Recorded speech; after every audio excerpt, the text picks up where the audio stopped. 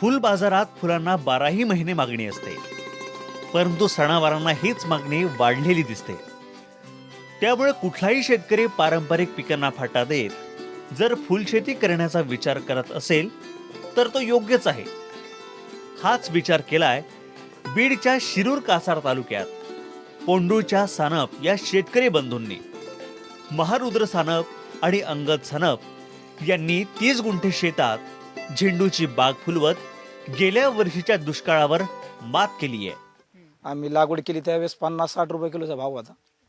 म्हणलं की त्यावेळेस 50-60 रुपये किलोचा भाव आहे, पण आपल्याला मेम समज 30 रुपयापर्यंत जरी मिळाला तरी बी हाय या स्थितीमध्ये उत्पन्न जर चांगलं घेतलं तर चांगला फायदा होऊ शकतो.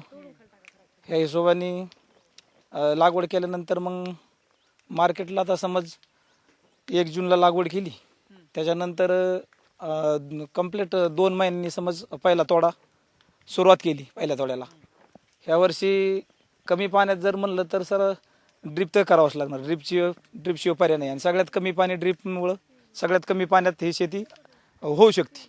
बाकीच्या समज पिकापेक्षा ऊस म्हणलं तर ऊसाला भरपूर पाणी लागते, आणि सगळ्यात कमी पाण्यामध्ये ही शेती होऊ शकते, फुलशेती.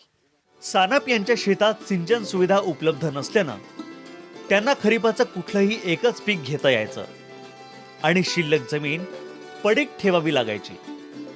यावर तोडगा काढण्यासाठी सानप यांनी संपूर्ण शेतात ठिबक सिंचनाचं जाळं विणलं आणि 3.5x1 या अंतरावर झेंडू रोपांची जून महिन्यात लागवड केली. जून महिन्यात केलेल्या लागवडीतून त्यांना लाखाच्या आसपास उत्पन्न मिळत आहे. दुष्काळात मला तर असं वाटतंय, दुष्काळामध्ये फुलाची शेती फुलली, त्यामुळं एक तरुणांना संदेश देण्यासारखाच संदेश माझ्याकडे आहे, असं मी चॅनलच्या माध्यमातून तरुणांना सांगू शकतो की जेणेकरून आपल्या शेतामध्ये आपल्या काळी मातीमध्ये जे चांगलं पीक दिसेल ते पीक लावावं आणि त्याच्यातून भरघोस असं उत्पन्न घ्यावं. आणि शेतकऱ्यांनी जर गट तयार करून जर फुलशेती म्हणा किंवा कुठल्या अजून दुसऱ्या याच्यामध्ये विविध प्रकारची फुलं आहेत जे मार्केटमध्ये चालतात, त्या पद्धतीने जर समजा आपण फुलाची शेती जर केली तर मला असं वाटतं की सगळ्यात अतिउत्तम असा हा फुलाचा व्यवसाय आहे. पारंपरिक पिकाचा मोह सोडून फुल शेतीचा विचार करणं म्हणजे मळलेली वाट टाकून नवी वाट धरण्यासारखं आहे. वेगळी वाट शोधणाऱ्यांना सुरुवातीला थोडा त्रास जरूर होतो, पण यश मात्र हमखास मिळतं.